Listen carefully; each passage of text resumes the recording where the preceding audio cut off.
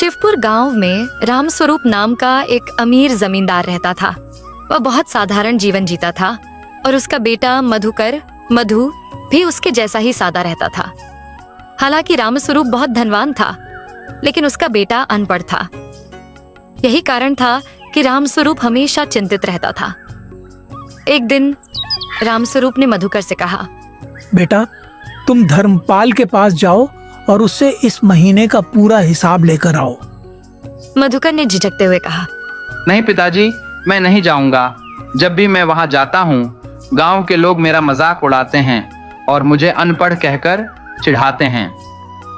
रामस्वरूप ने समझाया, बेटा, अगर तुम ऐसे ही डरते रहोगे तो कल को मैं नहीं रहूंगा, तब तुम यह कारोबार कैसे संभालोगे? लेकिन मधुकर ने गुस्से में वहां से चले जाने का फैसला किया।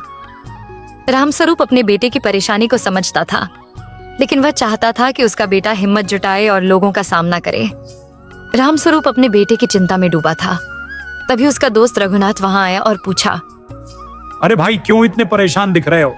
रामस्वरूप ने जवाब दिया, मेरे बेटे को गांव वाले अनपढ़ कहकर चिढ़ाते हैं, इसलिए वह लोगों के सामने जाने से डरता है।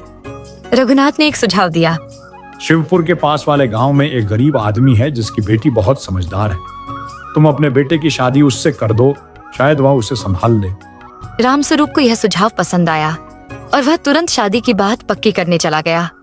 कुछ दिनों बाद मधुकर की शादी सुशीला से हो गई। सुशीला बहुत चतुर और समझदार थी। शादी के बाद रामस्वरूप ने सुशीला से कहा, बेटी, तुम अब इस घर की बहू ही नहीं बल्कि बेटी भी हो। मुझे उम्मीद है कि तुम मेरे बेटे को संभालोगी। सुशीला बोली, पिताजी, आप चिंता मत करें, मैं उनकी अच्छी देखभाल करूंगी। लेकिन एक बात समझ नहीं आ रही, वो मुझसे ठीक से बात क्यों नहीं करते? रामस्वरूप हंसते हुए बोला, बेटी, वह बहुत शर्मीला है और उसे लोगों से बात करने की आदत नहीं है, लेकिन उसे खाने में दाल, रोटी, चावल और आलू बहुत पसंद है। उस दिन सुशीला ने मधुकर के लिए खास उसका पसंदीदा खाना बनाया। जब उसने खाने के लिए परोसा तो मधुकर खुश हो गया और बोला, अरे, ये तो मेरा मनपसंद खाना है, तुम्हें कैसे पता? सुशीला मुस्कुराई और बोली, पिताजी ने बताया था। धीरे धीरे दोनों के बीच बातचीत शुरू हो गई और मधुकर सुशीला से घुलने मिलने लगा। कुछ समय बाद रामस्वरूप का देहांत हो गया। मधुकर बहुत दुखी था और खुद को अकेला महसूस करने लगा। सुशीला ने उसे समझाया, अब तुम्हें यह कारोबार संभालना होगा। पिताजी के जाने के बाद तुम ही मालिक हो। मधुकर हिचकिचाते हुए बोला, मुझसे ये नहीं होगा, गांव वाले मुझे अनपढ़ कहकर मजाक उड़ाएंगे। सुशीला ने हिम्मत बढ़ाते हुए कहा, अगर तुमने हिम्मत नहीं जुटाई तो ये लोग तुम्हारा फायदा उठाएंगे। तुम्हें अपने पिता की तरह बनना होगा। इसी बीच रामस्वरूप का पुराना नौकर धर्मपाल मधुकर के पास आया और बोला, मालिक, आप अनपढ़ हैं, ये हिसाब किताब बहुत मुश्किल है। बेहतर होगा कि ये काम मुझे ही सौंप दें। सुशीला को धर्मपाल पर शक हो गया और उसने उसे काम से हटा दिया।